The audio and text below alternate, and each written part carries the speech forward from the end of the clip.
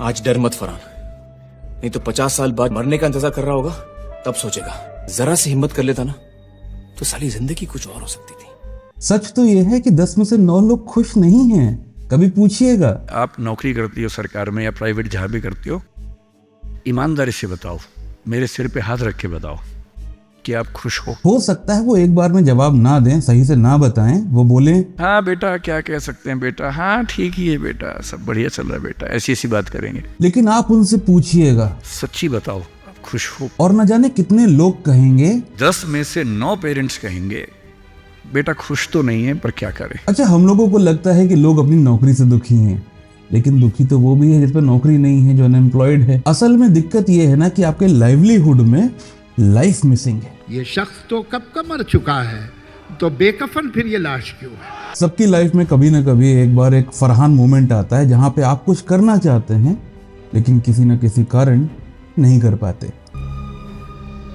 नहीं मारेंगे। पूछिएगा अपने लोगों से, अगर 10-20 साल पहले वो टाइम में पीछे जा सकते तो वो क्या करते। गारंटी दे रहा हूं कि 10 में से कम 7 या 8 कहेंगे मैं वो रास्ता चुनना चाहूंगा, ये नहीं चुनना चाहूंगा। और जब 70 से 80% लोग खुश नहीं हैं, उनके अंदर एक काश बैठा हुआ है, तब हम सबको एक शब्द सुनने में आता है, ऑरेंज इकोनॉमी। ऑरेंज इकोनॉमी बोले तो क्रिएटिव इकोनॉमी, जहां पे आपके आइडियाज रॉ मटेरियल होते हैं। ये भारत में ऑरेंज इकोनॉमी का उदय काल है। कंटेंट, क्रिएटिविटी और कल्चर, ये ऑरेंज इकोनॉमी की 3 धुरी है। लेकिन इससे पहले कि ये भी एक रेस बन जाए और आप इसके भी गुलाम हो जाएं, स्लेव बन जाएं, जरूरी है कि एक बात पूछ ली जाए, क्या होती है क्रिएटिविटी।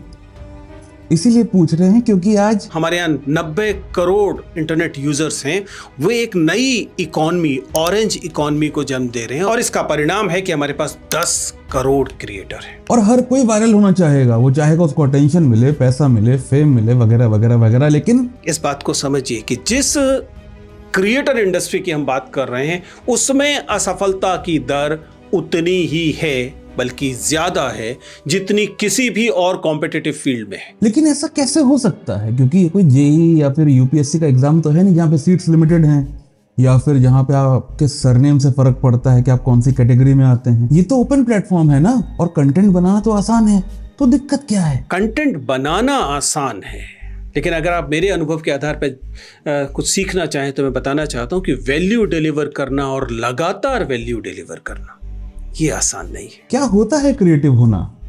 हम लोगों को लगता है ना कि इन्वेंट करना या इमिटेट करना क्रिएटिव होना होता है। नहीं, वो नहीं होता। जैसे अटैच होना या केयर करना लव नहीं होता ना, वैसे ही क्रिएट करना होता है, मतलब कुछ नया बनाना। अच्छा एक बात बताइए, अगर कोई गाना बहुत अच्छा गाता है तो हम लोग क्या कहते हैं? ये कहते हैं ना कि उसका गला बहुत अच्छा है, क्योंकि गला बहुत अच्छा है इसलिए गाना अच्छा गाता है। ऐसे अगर कोई क्रिकेट में लंबे लंबे शॉट्स मारता है तो हम लोग क्या कहते हैं? हम लोग ये कहते हैं ना कि उसके हाथ में पावर बहुत है। तो ऐसे ही कुछ भी नया क्रिएट कौन करता है? हमारा दिमाग।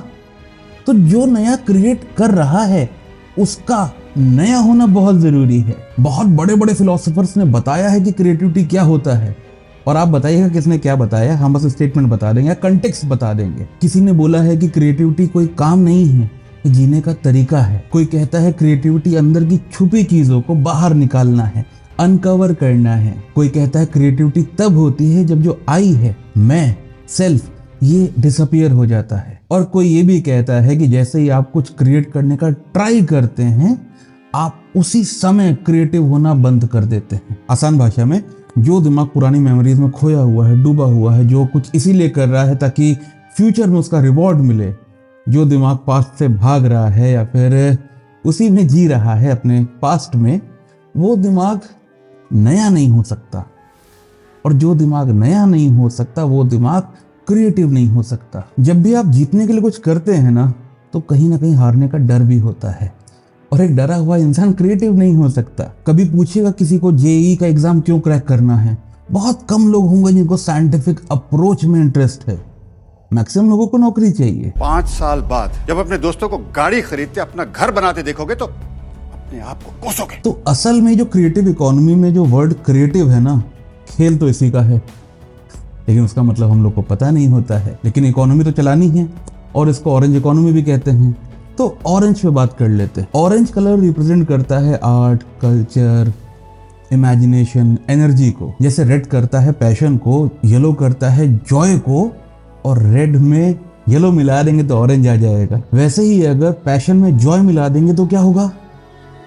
एफर्ट जीरो हो जाएगा। तब वो काम आपको मेहनत नहीं लगेगा, और इसी को कहते हैं द वर्क यू लव। जो काम में मजा है उसे अपना प्रोफेशन बनाओ, फिर काम काम नहीं खेल लगेगा। जब आप वो करते हैं ना जिसमें आपको मजा आता है, तो असल में कहीं ना कहीं आपको अपने होने में मजा आता है। और जब आप वो शेयर करते हैं जो आपको आप बनाता है, तो वो एक्सपीरियंस वैल्यू ऐड करता है आपकी लाइफ में भी, और जो लोग आपसे जुड़े हैं उनकी लाइफ में भी। तो इसको आप अपना स्वधर्म कहिए या इकिगाई कहिए, लेकिन दूसरों से मिलने से पहले जरूरी ये है कि आप अपने आप से जरूर मिल लें, क्योंकि आपको आपसे मिलकर मजा आना ज्यादा जरूरी है।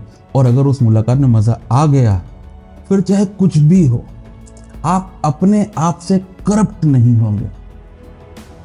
Don't be corrupt inside, but if you're merely seeking success,